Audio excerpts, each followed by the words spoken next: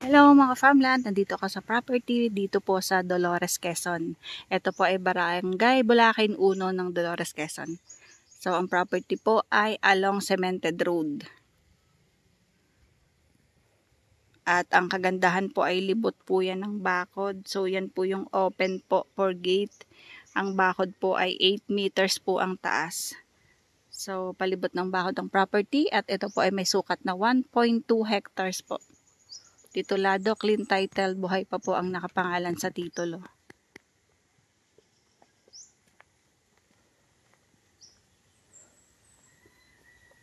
Kala ko kayo dito sa area ng along Barangay Road, cemented po ito.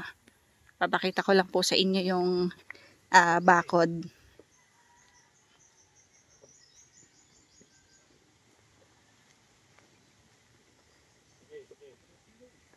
Ayan, ito po yung bakod ng property. Ito yung tabing kalsada. So, meron po dyang kabilang farm sa kanan. At kung makikita nyo, ang property po ay nalilibot ng bakod. Ito po ay two-way ang kalsada.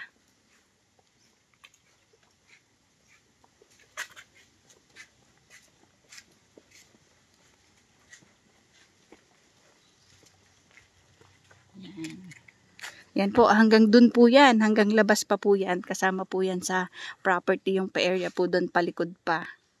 So, yan, dito lang ako, pinakita ko lang po sa inyo kung gaano po kataas yung pader dito. So, mataas talaga siya. Ayan.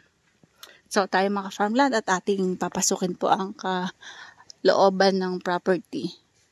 So, medyo may kaunting damo lang, kaunting sukal, pero kaya ko po namang libutin.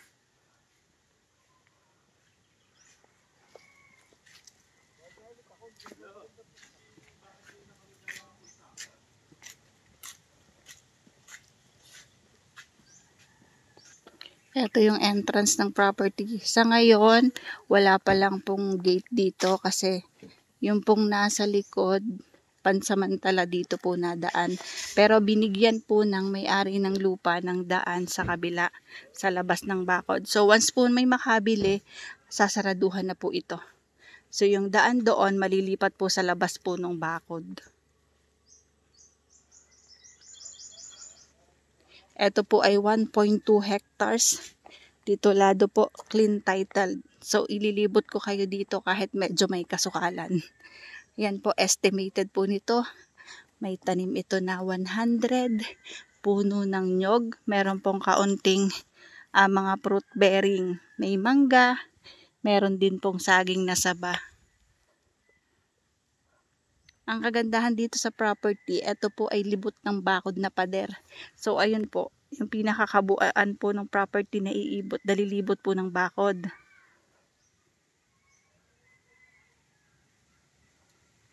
Ito po ay kulang lang po sa kaunting palinis mga ka-farmland. Binibenta na po ng may-ari ng lupa kasi hindi na po niya basta-basta napupuntahan or napapasyalan. Allowed po kami mag-video dito kasi kasama po namin yung katiwala dito sa property. Ayan, kung kita nyo, ayan po, ganun po kataas ang pader.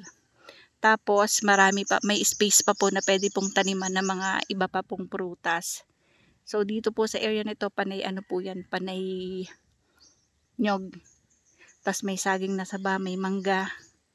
Yun lang po yung mga fruit bearing na nakatanim dito. Ayan po, meron lang pong konting siwang doon. Pero once po na may makabili, pwede na po yung takpan. And then, ang daan na po ay sa kabila, sa labas.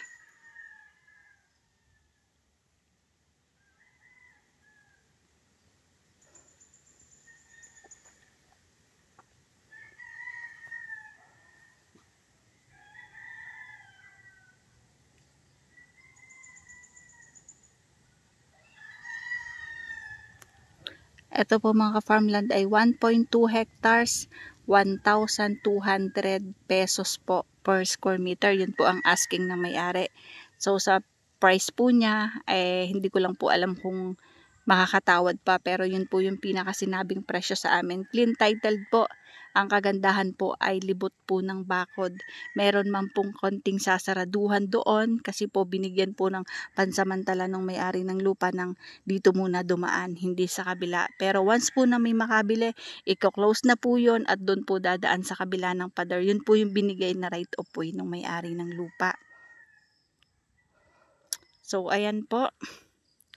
Yun na lang po pinaka-entrance, yun po ang tatakpan na lang or sasaraduhan or lalagyan din po ng gate. So, ito mga ka-farmland, maganda po itong property. Yun nga lang po ay kulang po sa linis. Kasi po sa gate, sa bakod pa lang na pader, sobrang taas po, 8 feet. 8 feet po ang taas ng pader. So, dyan pa lang din po, milyon na din po yung nagastos ng may-ari ng lupa. So siya, kaya po nag-decide na ipagbili, hindi na po na-maintain ng may-ari ng lupa.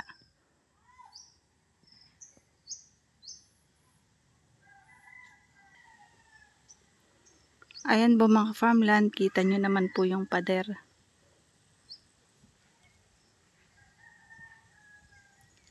Hindi ko lang malibot kasi medyo may kasukalan. So dito lang po ako sa hindi masukal ang pwesto.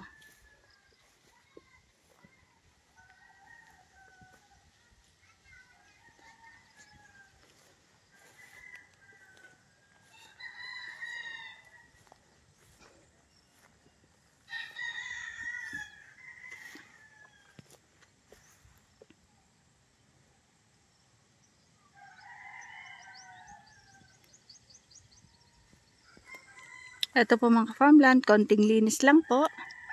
At maganda na uli itong property kasi ang kagandahan nga po ay ayan o, ang taas po ng bakod niya, may pader na po na nakabakod. Kaya konting gastos na lang po dito, ito na lang pong tabas, tsaka po yung pagsasarado na lang po ng gate dito sa likod, tsaka po yung paglalagay na lang po ng gate sa pinaka-entrance. Yun na lang po yung gagastusin ng makakabili dito mga ka-farmland kasi po libot na po ng pader.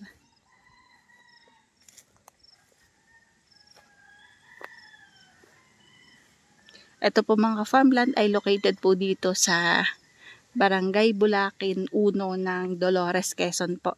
So ang Dolores, Quezon po isa din sa mataas na lugar at isa din po sa malamig ang klima.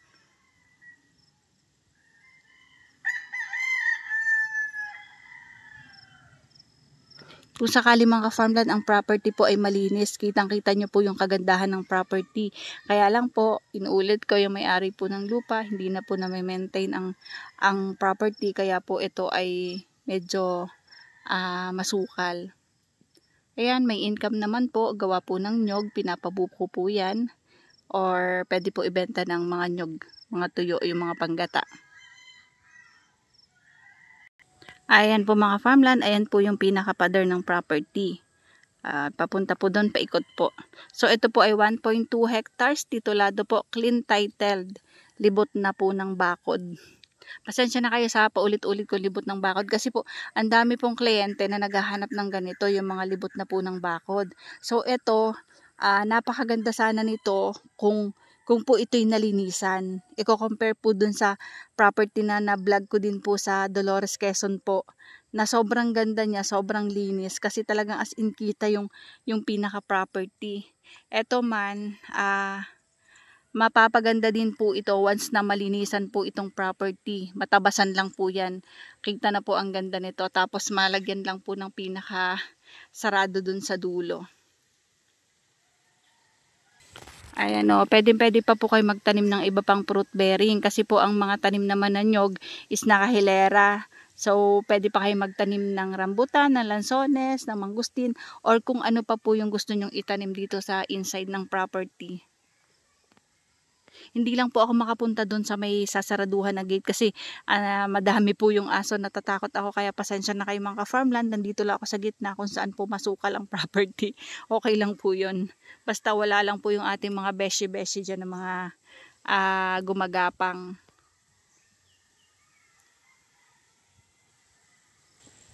Ayun po yung pinaka-entrance kung saan naka-park yung sasakyan po nung katiwala dito mga ka-farmland.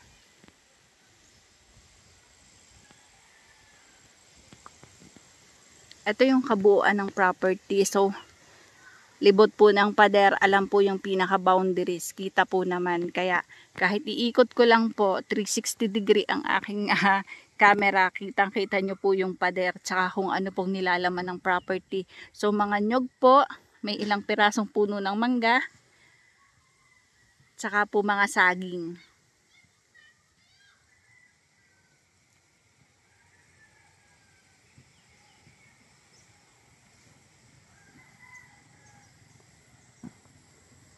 Ito po ay located po dito sa Dolores, Quezon. So, itong mga ka-farmland po, inuulit ko po, clean title, buhay po yung nakapangalan sa titulo, updated po ang tax, titulado, 1.2 hectares, 1,200 pesos po per square meter ang benta ng may-ari ng lupa.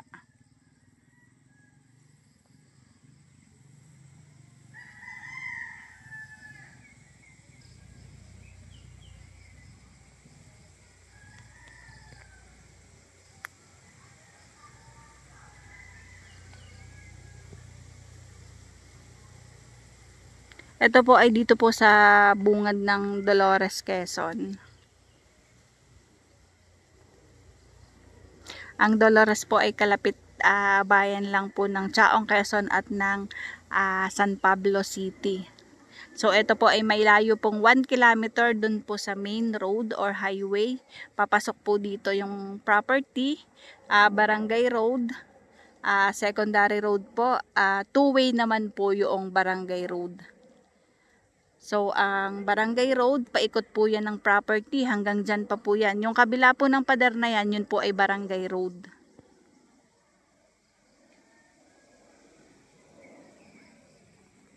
Yung kabila ng pader na yan, barangay road din po yan. So, palibot nga po yung barangay road sa property.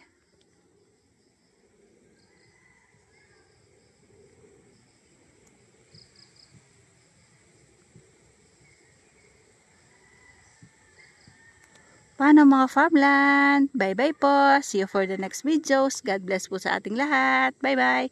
Maraming salamat po sa aking followers, subscribers, and viewer. Bye-bye.